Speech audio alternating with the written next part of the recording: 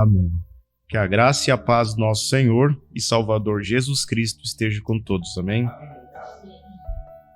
Vamos ler a Bíblia, irmãos, no livro de Marcos, capítulo 9, versículo 14 em diante. Um texto meio grande.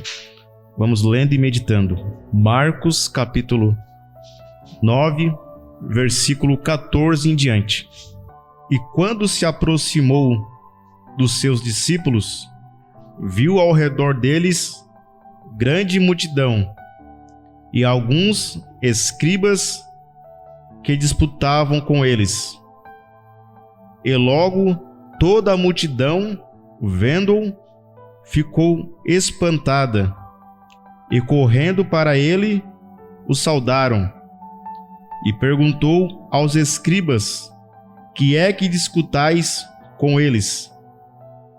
E um da multidão, respondendo, disse: Mestre, trouxe-te o meu filho que tem um espírito mudo, e este, onde quer que o apanha, despedaça-o, e ele espuma e range os dentes, e vai-se e secando. E eu disse aos teus discípulos que o expulsassem, e não puderam. E ele, respondendo-lhes, disse: Ó geração incrédula, até quando estarei convosco? Até quando vos sofrerei ainda? Trazei-o. E trouxeram-lhe, e quando ele ouviu, logo o espírito o agitou com violência, e caindo o endemoniado por terra, revolvia-se espumando, e perguntou ao pai dele: quanto tempo há que lhe sucede isto? E ele disse-lhe: desde a infância, e muitas vezes o tenho lançado no fogo e na água para o destruir. Mas se tu podes fazer alguma coisa, tem compaixão de nós e ajuda-nos. E Jesus disse-lhe: se tu podes crer, tudo é possível ao que crê. E logo o pai do menino, clamando com lágrimas, disse: eu creio, Senhor, ajuda a minha incredulidade. E Jesus, vendo que a multidão concorria, repreendeu o espírito imundo, dizendo-lhe: espírito mudo e surdo, eu te ordeno, sai dele e não entras mais nele. E ele, clamando, agitando com violência, saiu, e ficou o menino como morto, de tal maneira que muitos diziam que estava morto. Mas Jesus, tomando pela mão, o ergueu, e ele se levantou. E quando entrou em casa, os seus discípulos lhe perguntaram em parte: por que não podemos nós expulsar? E disse-lhes: esta casta não pode sair com coisa alguma, a não ser com oração e jejum. Vamos uma palavra de oração. Senhor Deus e eterno Pai Celestial, estamos felizes por mais uma vez estarmos aqui na Tua presença. Como Tu falaste, tudo é possível ao que crê. Que nesta noite, ó Deus, o Senhor venha descer em nossos corações, de maneira quebrando toda incredulidade e todo impedimento, que nós possamos sair daqui fortificados no Senhor, crendo cada vez mais em Ti, ó Pai. Te pedimos em nome do Senhor Jesus Cristo. Amém. Pode tomar os vossos assentos. Graças a Deus. Obrigado, pastor Mazuco, por mais esta oportunidade. Hein? Somos guerreiros porque viemos aqui, né? Lutamos contra nós mesmos para estarmos aqui, né? Todas as armas do inferno estão neste momento apontadas para este local, porque é aqui aonde Deus está falando nesta noite. Então, se há um lugar que o diabo está preocupado, que está deixando ele nervoso, é neste local. Porque nós estamos mexendo com as forças das trevas. Mas maior é o que está conosco do que o que está no mundo. Nós lemos uma passagem, irmãos, muito conhecida, muito lida por muitos pregadores a respeito do menino lunático, que tinha um espírito mudo e surdo. E quando se manifestava, o espírito tentava matar ele, tentando jogar no fogo e na água. Jesus, Pedro, Tiago e João tinham feito uma viagem. Eles tinham ido ao monte, que é conhecido como o Monte da Transfiguração, aonde Jesus se transfigurou perante eles. E os seus discípulos, pregando, expulsando demônio, se depararam com esta situação deste rapaz. Mas diz o irmão Branham que ali o diabo tentou armar uma armadilha para eles, tentando envergonhar eles. E o profeta, ele prega uma mensagem titulada "Tudo é possível ao que crê", Jesus diz: tudo é possível ao que crê. E o irmão Branham, ele começa a contar a história detalhadamente. Vou ler bastante para nós pegar bem as partes bem marcantes aqui. Ele fala: agora isso foi trágico aqui, mas ainda assim é um caso muito marcante que devemos examinar e tecer algumas considerações por alguns momentos. Uma coisa estranha: poucos dias antes, Jesus reuniu esses mesmos homens e lhe deu poder para curar todos os tipos de doenças, expulsar os demônios, toda espécie de espírito maligno, curar lepra e ressuscitar os mortos. E eles o enviou, e eles saíram fazendo isso, e voltaram regozijando. Então Jesus tinha dado autoridade para eles. Eis que vos dou poder para pisar em serpente, escorpião e toda a força maligna, e nada vos fará dano algum. Mas quando Jesus fez uma viagem, e subindo ao topo da colina, ao alto da montanha, encontramos esses discípulos no vale, imobilizados, completamente derrotados, diante de um caso de epilepsia. Eles não conseguiram controlar aquele espírito maligno. Então o diabo aproveitou uma situação onde o pastor deles não estava presente, para envergonhar. Então o Branham fala que o diabo vai armar vários tipos de situações para nós, para tentar nos envergonhar. Situações no serviço, situações no ministério, situações no casamento, na família. O diabo, ele quer nos envergonhar. Então o profeta, ele conta uma história aqui, como um indivíduo e um debate. Ele estava realizando um debate e ele disse: Deus não existe. Veja bem, muitas pessoas, nós vemos as situações que o mundo hoje se encontra. O mundo está cheio de incrédulos. O que tem mais é incrédulos. Deus não existe. E continuou dizendo aquilo. E um rapazinho de aparência boba, sentado ali atrás, com o cabelo nos olhos, vestido de uma jaqueta, ele veio andando, tinha apenas um dente na frente, e colocou-se diante do cético e começou a descascar uma maçã. Então o homem estava falando que Deus não existia, que não tinha Espírito Santo, e ali estava então um rapaz, um jovem, e ouvindo aquilo, se levantou e foi, pegou uma maçã e se aproximou daquele homem. E ele disse: o que você quer? E ele respondeu: eu quero lhe fazer uma pergunta. O rapaz disse. Ele assentiu: então bem, me pergunte.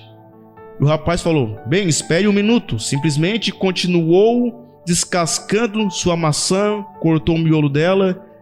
Então aquele homem disse: bem, fale, apresse. Diga o que você vai fazer ou terei que expulsá-lo. O rapaz, bem calmo: bom, espere só um minuto. Ele descascou a maçã, pegou um pedaço, colocou na boca e começou a mastigá-la, e engoliu. Então ele falou: eu quero te fazer uma pergunta. E o homem falou: faça. Ele disse: esta maçã é doce ou azeda? E o cético respondeu: não estou comendo, não sei, como é que eu vou saber? O rapaz então se virou e disse: foi o que eu pensei. Voltou e se sentou. E ele falou: Como você sabe se existe ou não o Espírito Santo até que você o receba? Há uma promessa para nós do Espírito Santo. Pedro disse, Atos 2:39, que a promessa é de respeito a vós, aos vossos filhos, a quantos estão longe, a quantos Deus nosso Senhor chamar. Enquanto Deus estiver chamando, Ele está batizando com o Espírito Santo. Como você sabe que Jesus cura ou não até que você o receba? Só sabe a necessidade de uma cura quem está enfermo. Se nós estamos bem, a gente pensa, às vezes até pensa, cura não é necessário, mas se nós estamos enfermos, se temos algum parente no hospital, a gente sabe a necessidade de uma cura. Foi dito, ninguém pode dizer que Jesus é o Cristo senão pelo Espírito Santo. 1 Coríntios 2:12-3. Não importa o quanto você leia isso na Bíblia, não funcionará. Não é no intelecto.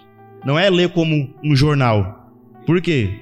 O Espírito Santo tem que testemunhar isso para você. A sua ressurreição em sua vida. E você não sabe se é doce ou azedo, isso é certo, até aceitá-lo. Agora, por isso que Pedro falou, Atos 5:32, nós mesmos, ele falou, não outra pessoa, mas nós mesmos, somos testemunha destas palavras, nós e o Espírito Santo que Deus deu aos que lhe obedecem. Então, a obediência em toda a palavra de Deus nos dá direito ao Espírito Santo. Nós lemos, irmãos, um salmo, muitas vezes nós passamos em branco, não analisamos. É o Salmo 34, versículo 8. Onde o salmista ele fala assim, ó, provai e vede que o Senhor é bom. Então ele manda nós provar de Deus. Como é que eu vou saber se Deus é bom? Nós temos que provar. E o profeta fala, quem é que sabe antes de provar? É aquele que prova que sabe. Como diz o velho provérbio, a prova de um pudim está em comer dele. Então isso é bom. Agora, quando Filipe foi chamar Natanael, nós vamos ler aqui. Filipe, ele era um estudante das Escrituras, irmão. Filipe não era uma pessoa boba. Quando ele chegou até Natanael, Filipe tinha se encontrado com Jesus, Jesus tinha chamado ele, e Jesus mandou ele chamar Natanael. Então, Filipe, está escrito assim, São João 1, no 44 em diante, que diz assim, e Filipe era de Betsaida, cidade de André e de Pedro. Filipe achou Natanael e disse-lhe, havemos achado aquele de quem Moisés escreveu na lei. Filipe citou as escrituras. Filipe não chegou dizendo, eu achei um profeta, não. Achamos aquele de quem Moisés escreveu na lei e de quem escreveram os profetas, Jesus de Nazaré, filho de José. Disse-lhe Natanael, pode vir alguma coisa boa de Nazaré? Então disse-lhe Filipe. Filipe não ficou debatendo, não ficou questionando. Tem coisa, meus irmãos, então não podemos questionar com família, com parentes, não. A resposta de Filipe foi o seguinte, vem e vê. Então, ou seja, vem e prova. Vem ver se é bom. Não quer ver? Então, Jesus viu Natanael vir ter com ele e disse dele, eis aqui um verdadeiro israelita a quem não há dolo. Disse-lhe Natanael, de onde me conheces? Jesus respondeu, disse-lhe, antes que Filipe te chamaste, eu te vi estando tu debaixo de uma figueira. Jesus te vê, irmãos. Jesus te vê na oração. O profeta fala que Natanael estava orando debaixo da figueira. Natanael respondeu e disse-lhe, Rabi, tu és o Filho de Deus, tu és o Rei de Israel. Jesus respondeu e disse-lhe, por que te disse, vi-te debaixo da figueira, crês? Coisas maiores que estas verás. Quando nós viemos a Cristo, nós vemos coisas grandes na tua vida. Tu vai ver coisas grandes no teu casamento, na tua família, no teu trabalho. Ele disse, na verdade vos digo que daqui em diante, não é depois, daqui em diante, depois desse culto, você vai ver as coisas que vai acontecer na tua vida. Daqui em diante, tu vereis o céu aberto, os anjos de Deus subirem e descerem sobre o Filho do Homem. Veja, uma promessa para nós. Isso não ficou lá no passado. Jesus Cristo é o mesmo ontem, hoje e eternamente. Então, agora aqueles discípulos foram derrotados por causa da sua incredulidade. Veja bem que nós somos derrotados muitas vezes por causa da nossa incredulidade. Nós não cremos nas coisas de Deus, não cremos na promessa. Jesus tinha subido a montanha e sabe de uma coisa? Eu estou um tanto feliz por eles terem sido derrotados lá, porque isso endireita tudo para mim. Jesus estava na montanha aqui quando a primeira derrota apareceu no drama. A cena, ali estavam todos os pastores no vale questionando-os. Eu pensei que ele tivesse dado poder a vocês para fazer isso. Visto como o diabo trabalha? Muitas coisas eu achei que tu era crente, eu achei que era isso e aquilo. Vamos ver vocês fazerem isso. Agora aí está os discípulos orando e expulsando o demônio ou tentando expulsar. O garoto simplesmente continuava com epilepsia. Tem coisas que tu vai orar parece que não se mexe. Mas temos que ser perseverantes. Disseram eles, eu falei, é um fato, é uma coisa, é uma espécie de truque. Os dias dos milagres já passaram. E aqui estavam, quem sabe, o homem, o pai da criança. Talvez tenha saído para buscar o seu pastor e disse: pastor, o que você acha desses discípulos, desse sujeito chamado Jesus de Nazaré, saindo por aí, expulsando demônios e coisas assim? É uma telepatia, não há nada disso. Então, eu lhe digo, teremos uma reunião de associação de alguns dias, e se você trouxer o seu garoto, eu ouvi aqueles discípulos estarão por aqui. Então vamos levá-lo e desafiá-los a fazer isso. Sim, Senhor. O irmão Branham fala, agora isso é o diabo. A maneira como ele trabalha. Faça algo diante de mim e deixe-me ver. O diabo quer que você mostre alguma coisa para ele. Você não tem que provar nada para as pessoas. Você tem que provar para Deus, mostrar para Deus o teu testemunho. O profeta ele fala assim, ele conta uma história. Não há muito tempo, havia um homem me desafiando no rádio. Primeiro ele ofereceu $1.000 a qualquer um que pudesse provar que tinha sido curado, que tinha cura divina. Então, levei 2 médicos comigo e 4 pessoas. Subimos a escada, disseram, bem, isso é lá em Texas. Onde conseguimos isso? Disseram, onde que queremos fazer e pegar? O que vocês querem fazer? O que queremos fazer é pegar uma faca e cortar o braço de uma criança, e você segura diante de nós, dos nossos irmãos, e deixa-nos ver curá-la. Então, cremos em você. O irmão Branham falou, eu afirmei, você precisa ser curado da cabeça. Tem pessoas que precisam ser curadas da cabeça. Sim, pessoas curadas, doente espiritual. Você precisa ser curado da cabeça. Eu disse, há algo errado com você. Você não está mentalmente são. O homem, certamente, qualquer pessoa que queira que você corte o braço de um bebê, segurá-lo ali e depois curá-lo diante deles, bem, certamente não há ninguém sensato. Isso está além da resposta da inteligência. Isso mesmo, claro que está. Agora eu disse, que tal essa mulher aqui? O irmão Branham tinha levado uma mulher que tinha sido curada. Aqui está o médico dela, que disse que ela tinha câncer e agora está bem. Tem a declaração do médico. Eu quero meu $1.000 aqui para uma viagem missionária, o irmão Branham falou. O irmão Branham quis dinheiro, o irmão Branham é bobo, desafiou, trouxe a mulher curada. Eles pensam que o crente é palhaço. Não foi um desafio. O homem fez um desafio. Eu quero meus $1.000. Então, ele não me deu. Não, certamente que não. Então o irmão Branham fala, agora simplesmente tentando se esconder atrás de algum tipo de doutrina da igreja, ao invés de vir e dizer, você não tem fé, isso é tudo. Dizer que você não recebeu o Espírito Santo, você não tem nada em você para lhe dar fé. É Deus que dá fé. À medida que você está cheio de Deus, você está cheio de fé. Se você é um filho de Deus, você terá Deus. Ele fala a palavra e isso se cria. Sua palavra é o poder criativo. Como o mundo apareceu aqui, ele fez de coisas que não eram. Ele apenas disse, haja aqui, e ele creu em sua própria palavra. O irmão Branham fala, você tem que crer na sua oração. Quando você pedir, você tem que crer, porque Deus está em você. Então, todos os discípulos estavam tentando expulsá-lo. Eles tinham poder agora. Você tem poder, Jesus te deu poder. Você é um filho de Deus, você tem o poder de Deus em você. Jesus disse que eles tinham, Cristo lhe deu individualmente poder para fazê-lo. Eles já haviam feito isso antes, mas disseram: deixa-me vê-lo fazer agora, deixe-me ver fazer vocês fazerem isso, agora deixe-me estabelecer isso em sua mente para sempre. Quando você ouvir alguém dizendo isso, saiba que é o diabo falando através daquela pessoa. Tem que discernir, não só a respeito disso, a respeito de outras coisas, a respeito do ministério. É de onde o primeiro pecado vem.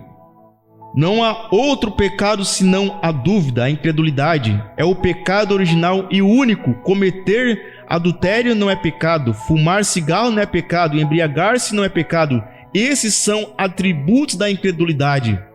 As pessoas dizem: irmão Brana, você diga-lhes para se levantarem e crerem no Senhor Jesus que serão salvas. É isso que Deus disse? O problema é que eu não a digo, levante-se e finjam que vocês creem, mas realmente creia. Isso resolverá tudo. Isso mesmo, a fé. Observe, no jardim do Éden, o primeiro pecado original foi porque Eva duvidou da palavra de Deus. E quando Satanás encontrou com Jesus, a descendência de Eva, a semente da mulher, ele usou a mesma técnica que usou com Eva. Veja bem que Eva, ela primeiro pecou na mente. Depois foi o ato. Qual foi o pecado? A incredulidade, a dúvida, começa na mente. Então o que aconteceu? Materializou aquilo ali.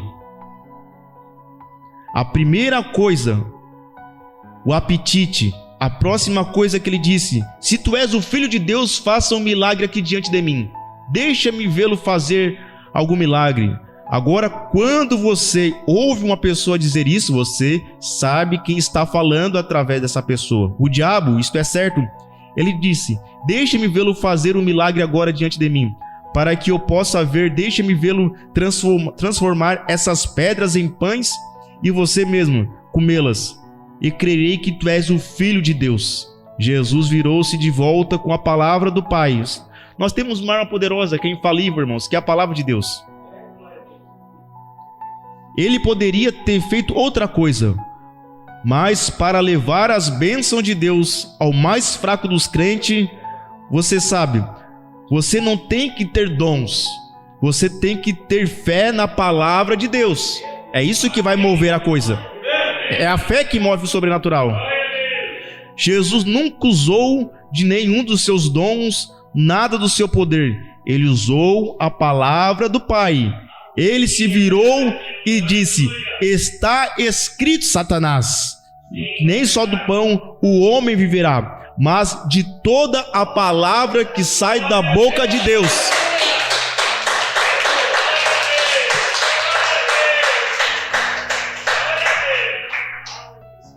Se tem algo que não vai falhar, irmãos, é a palavra de Deus. A nossa palavra falha, somos humanos, mas a palavra de Deus permanece para sempre. Então, os judeus na cruz, quando tinham Jesus na cruz, disseram: agora, se tu és o Filho de Deus, faça um milagre aqui diante de nós. Solte suas mãos e desça, e cremos que tu és o Cristo, o Filho de Deus. Jesus não deu ouvidos ao diabo. Está vendo a situação? Jesus não caiu na pilha deles. Muitas vezes nós caímos na pilha de pessoas.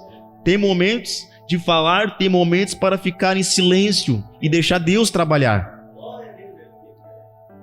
Jesus não deu ouvido ao diabo. Jesus sabia que era o diabo falando através deles. Não disse uma palavra: vem. Então, quando você vir alguém dizendo: deixe-me vê-lo realizar isto, lembre-se, isso é o diabo.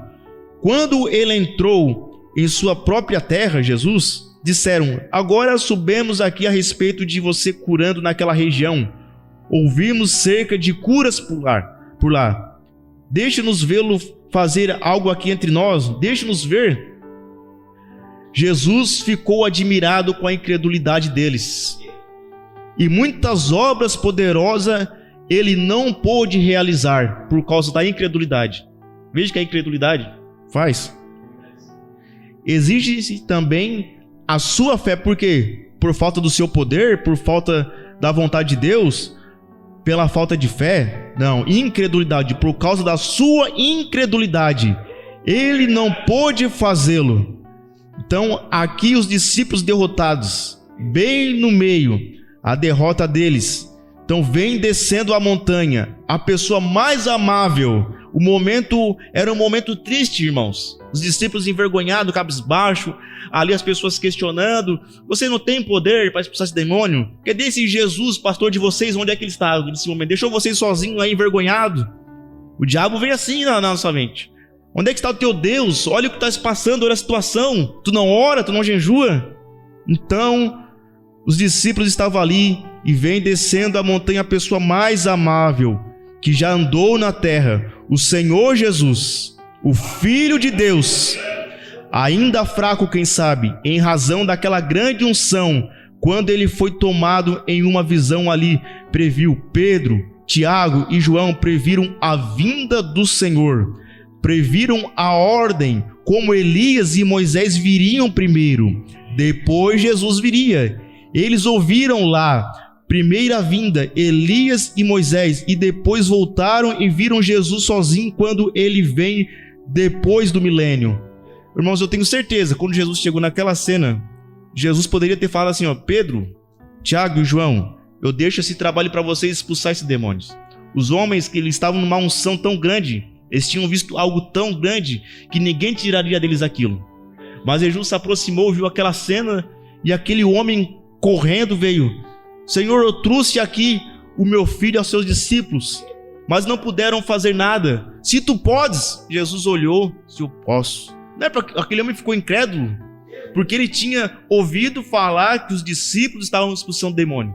Mas quando trouxeram o menino, se deparou com uma cena que ele pensou: se eles não conseguiram expulsar, e agora? A esperança dele talvez tinha acabado. Eu trouxe aos teus discípulos, mas eles não puderam expulsá-lo. Se tu podes, Jesus. Se eu posso. Se tu podes crer. Jesus perguntou para ele: tu podes crer? Não tem. Então ele falou: Senhor, ajuda a minha incredulidade. Muitas vezes essa tem que ser a nossa oração. Senhor, ajuda a minha incredulidade. Me dá fé, Senhor, para obedecer. Eu quero ser fiel. Eu quero fazer mais para ti. Uma boa fé em Deus nascida de novo. Veja bem, uma boa fé em Deus nascida de novo. Deus dá fé para nós crer. Então depois Deus nos dá fé para nós obedecer a palavra. Uma fé realmente genuína do Espírito Santo. Nada vai rejeitá-la. Não pode rejeitar. Ela é persistente. Ela segue para a meta que Deus prometeu para ela. Não há nada que vai rejeitá-la. De qualquer jeito, ela segue sim. Ela não é híbrida. Você tem uma meta a seguir. Então, um cristão de verdade luta pela posição dele. Você tem que lutar pela tua posição. Não é de um piquenique. Não, é uma luta constante acontecendo. Nós temos que lutar. Só vence quem luta. Ele tem que se levantar sozinho, ele e Deus. Ele luta cada polegada do terreno, de modo que não se tem de mimá-lo. Não, se não me agradar, eu saio da igreja. Não. Um cristão não está baseado nisso. Não. O cristão está firmado na palavra de Deus. Ele está firmado na promessa de Deus. Ele não vem para a igreja por causa de uma posição, por causa de um púlpito. Não, para ser agradado. Não gostei do pastor, me tratou mal, vou sair, vou para outra igreja. O evangelista não me ajudou. Não funciona assim. Um cristão genuíno não age dessa maneira. Deus não muda seu parecer. Quando Deus nos deu a declaração do batismo do Espírito Santo no dia de Pentecostes, essa é a maneira como Ele tem de manter. Ele manteve ao longo de toda a era da Bíblia. Ele manterá em qualquer outra ocasião que um homem vier sobre essa base que ele ofereceu ali. Se você vier crendo, arrependendo-se, sendo batizado no nome de Jesus Cristo para a remissão dos seus pecados, certo? Porque Ele é o médico, Ele cumprirá. se você obedecer. Números 23, 19 diz que Deus não é homem para que minta, nem filho do homem para que se arrependa. Porventura, diria ele não faria, ou falaria ele não confirmaria. Deus confirma a palavra.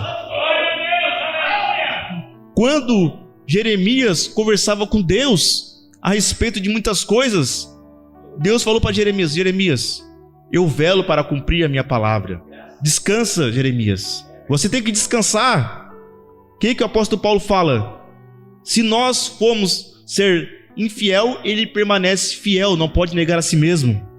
E eu marquei alguns tópicos aqui para nós encerrar da mensagem aqui.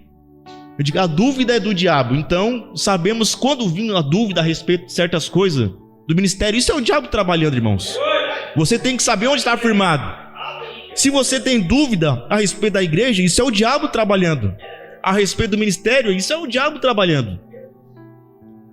Nunca faça nada com dúvida. Se você tem dúvida, não faça. Ore até você ter certeza.